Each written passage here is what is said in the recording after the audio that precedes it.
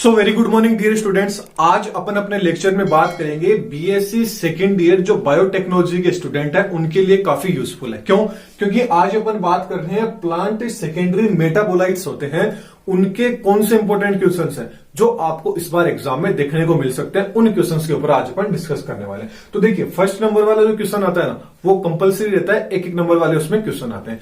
फिर जो second, third, fourth वाले आते हैं उसके अंदर कुछ तो बड़े क्वेश्चंस आते हैं और कुछ शॉर्ट नोट आते हैं। तो दोनों को अपन कवर करके चलते हैं और एक एक नंबर वाले वैसे ही कवर हो जाएंगे क्योंकि इन्हीं के अंदर से क्या होता है वो क्वेश्चंस आते रहते हैं। तो चलिए बात कर लेते हैं फर्स्ट नंबर के क्वेश्चंस की। क्या बोलता है? ये कह रहा है कि basic tools and technique use in isolation and separation के अंदर कौन सी टूल्स एंड कौन सी टेक्निक्स यूज होती है, इसको आपको एक्सप्लेन करना है।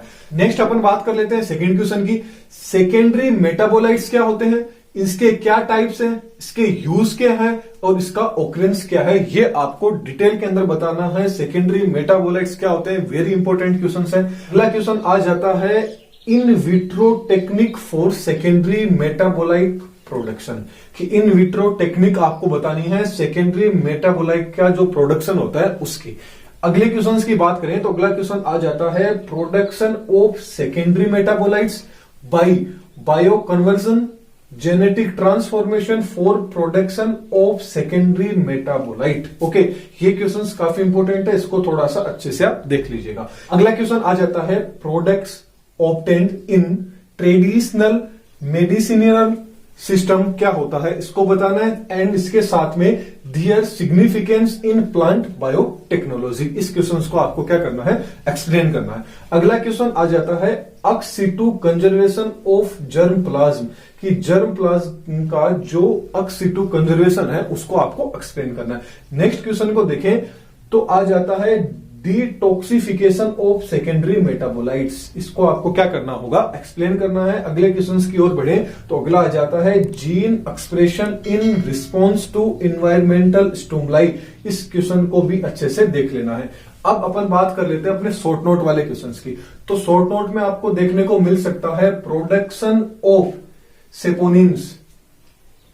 अगले क्वेश्चन की बात करें तो अगला क्वेश्चन आ जाता है प्रोडक्शन अंडर स्ट्रेस फैक्टर्स क्या होते हैं। अगले क्वेश्चन की बात करें तो आ जाता है क्रायो प्रिजर्वेशन क्या होता है, इसको एक्सप्लेन करना है। बायो रिएक्टर्स क्या होते हैं, शॉर्ट नोट लिखना है। इम्बोलाइज सेल्स क्या होते हैं, इनके ऊपर शॉर्ट नोट लिखना है। अगला क्वेश्चन आपका आ जाता है माइक्रोबियल सेकेंडरी मेटाबोलाइट्स क्या होते हैं, इसको क्या करना है, एक्सप्लेन करना है।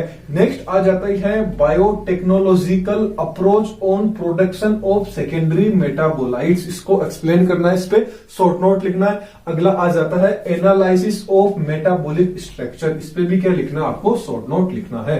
तो ये थे कुछ इंपॉर्टेंट क्वेश्चंस। अब आपको एक इंपॉर्टेंट चीज बता देता हूं। देखिए, ये जो पेपर है ना 2023 के लिए अपन पढ़ रहे हैं, लेकिन याद रखिएगा जो 2022 का जो पेपर हुआ था वो पेपर 2022 वाला पेपर है, उसके अंदर से हर बार एक साल पीछे वाला जो पेपर होता है उसमें से 40% क्वेश्चंस क्या होते हैं, रिपीटेड होते हैं।